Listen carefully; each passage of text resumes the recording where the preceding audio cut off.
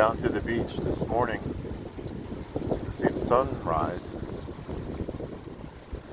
and it's a gray day, as you can see, and windy. It's still nice to be here.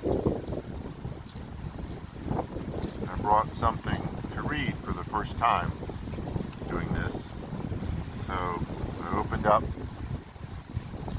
my Bible, and this was the page that I saw.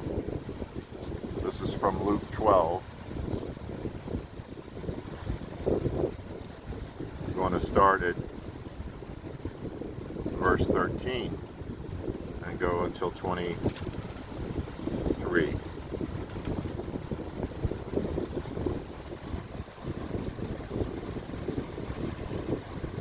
Someone in the crowd said to him, "Teacher, tell my brother to divide the family inheritance with me." But he said to him, "Man, who appointed me a judge and an arbitrator over you?" Then he said to them, "Beware and be on your guard against every form of greed, for not even when one has abundance does his life consist of his possessions." And he told them a parable, saying, "The land of a rich man was very productive. And he began reasoning to himself, saying, 'What shall I do, since I have no place to store my crops?' Then he said, 'This is what I will do. I will tear down my barns and build larger ones, and there I will store all my grains and my goods. And I will say to my soul, Soul, you have many goods laid up for many years to come. Take your ease, eat, drink, and be merry.' But God said to him, 'You fool, this very night your soul is required of you, and now you will own what you have prepared. So is the man who stores up treasure for himself and is not rich toward God.' And he said to his disciples, 'For this reason I say to you, do not worry about your life as to what you will eat, nor for your body as to what you will put on. For life is more than food, and the body is more than clothing.'"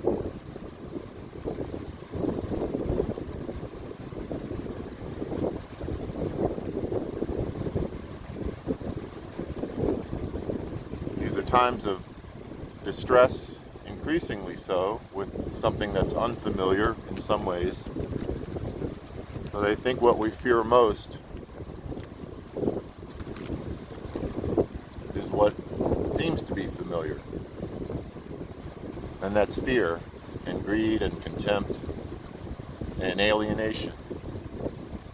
That is the underlying virus that we face every day, decade after decade and century after century. The eternal theme of sickness that we have and what we're willing to do against one another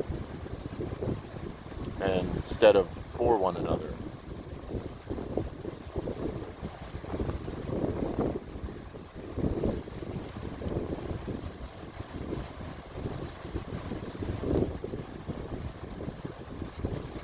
Sometimes it's hard to be courageous.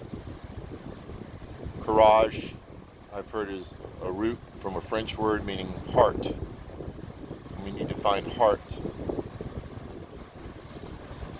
And that may mean some sacrifice of sharing things. And certainly some people are going without. Maybe we can have the courage to reach out, and some people will need to have the courage to accept. Humility is a concept I often talk to people about. And I like the definition that includes two parts. Humility is knowing and accepting that I have limitations. I have limitations as an individual born in history at this time. I have limitations based on the genetic printing that I have from my family, my ancestors. I have limitations based on circumstances, past and at present. And I have limitations as an individual. I heard one time from someone in the 12-step program about a higher power, and they said, sometimes the higher power is another person. If there's a heavy table, I can't lift that table and move it by myself. And you can't lift it by yourself either. But perhaps you and I can move it. I recently was asked to help my new neighbor with the top of a heavy table. We got it up the stairs into his house. And I'm reminded of that time. It's nice to be asked to help someone. I had the time, and I'm thankful that I had the ability, and we got it up there just fine. And he has offered many times assistance and loaning of tools to me, and I'm thankful for that attitude.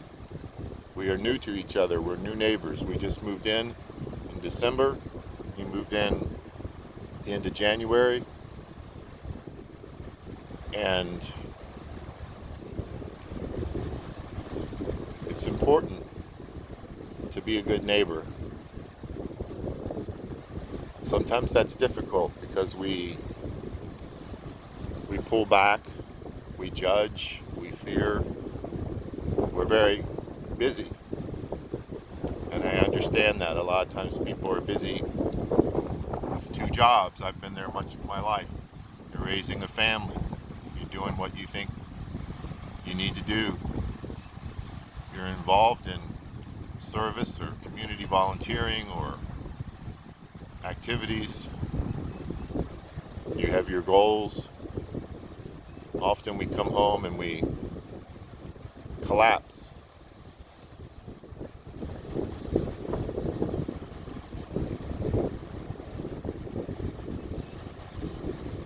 There's a song that comes to mind by Casting Crowns, Broken.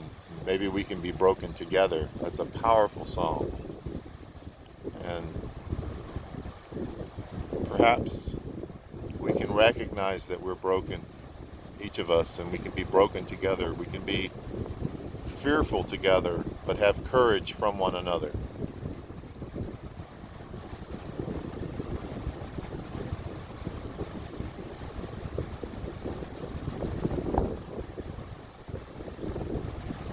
I hope that this day finds you in good health. I talk to a lot of people who have chronic illness, and it's often invisible.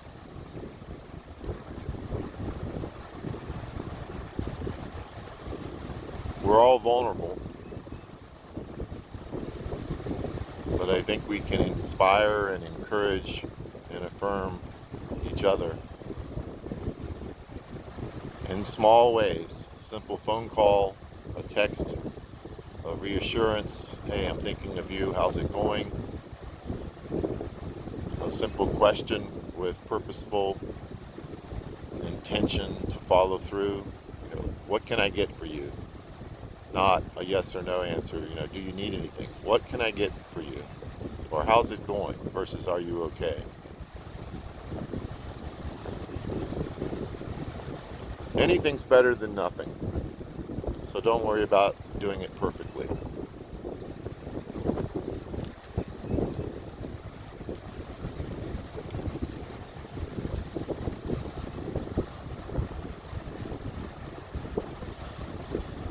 So this is the first time I've done this type of thing. One gets more comfortable with what's more familiar. And we are in times that are not familiar. And a lot of people will have suffering from loss of work and income and connection and other things. So enjoy this day. Enjoy the moments that you have while you have them. Be conscious and mindful of them and prayerful. When we practice prayer for others, boy, what a distraction that can be from the suffering which requires an over-focus on ourselves.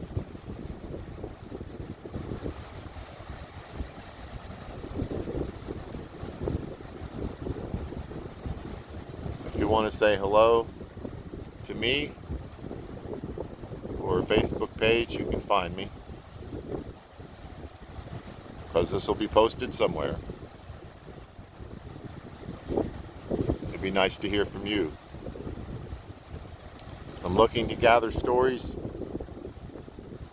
of courage and inspiration and giving and sacrifice and service. And I've started a website or a Facebook page for this, and so we need good news. We need to know what already happens, but does it make the news?